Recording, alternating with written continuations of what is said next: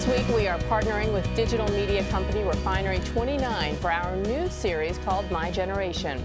Refinery29 is dedicated to issues affecting millennial women. This morning, we explore the often overlooked 67%. That is the 67% of women in America who Refinery29 says are considered plus size, 14 and up. Despite being a significant majority of the population, plus size women only make up a reported 1 to 2% of what we see in the media. Refinery29 is working to change that imbalance. I grew up reading magazines and really using them as my personal Bible. There was never really anybody on TV that I could personally relate to. The plus-size girl was always the funny friend and never the main character. The only representation I ever saw of my size was Ursula from The Little Mermaid, so a villain. If I can't be defined, then am I even like worth anything if there's no definition of who I am? And the standard is not even your own personal standard. It's the standard that other people give you. So where does that leave us as plus women?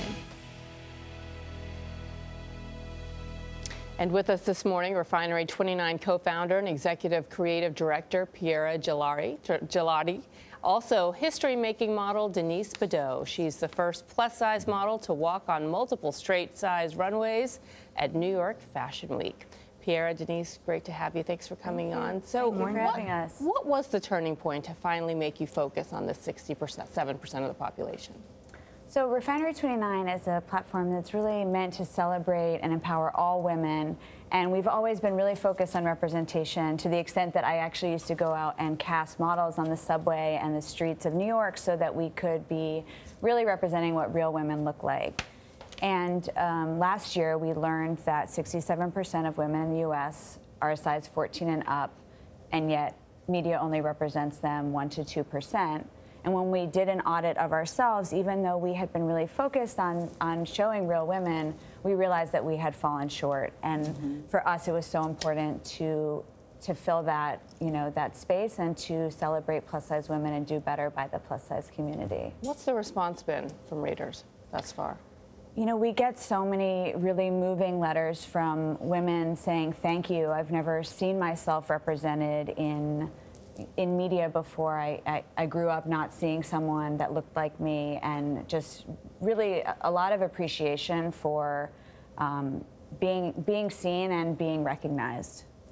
Denise, can you see it happening in front of your eyes today, the changing perception? Absolutely. I mean, I started modeling about 10 years ago, and what I find so remarkable is that I've been able to not only be a driving force behind this change that we're now starting to see, but also to be able to mold the next generation, because now what they're seeing is so different from what we grew up with. We're creating empowering, strong, opinionated, and confident women, little girls walking around, so I can't wait to see what that does to them. What did it mean to you? I love how they say you made history walking in the straight size model. What did it mean to you to do that, number one? What did that feel like? And you wrote a very moving essay in Refinery29 about your own mother's struggle. You wanted to tell that story. But first, what it meant for you, and then what effect it's having on your mom, and now you have a daughter. Right.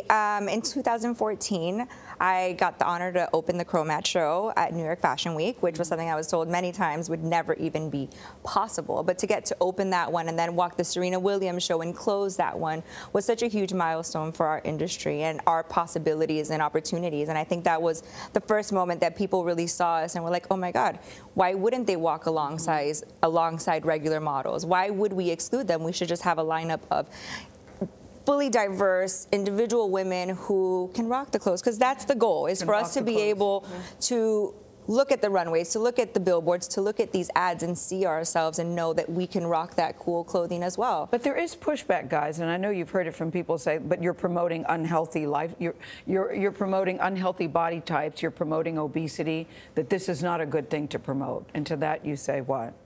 Well, we definitely hear that feedback from people, and to me that really underscores a bias that we have in our society. Beyonce said perfection is a disease of a nation. It's the soul that needs a surgery. And I think that's really true. That bias is really held very deep in our country.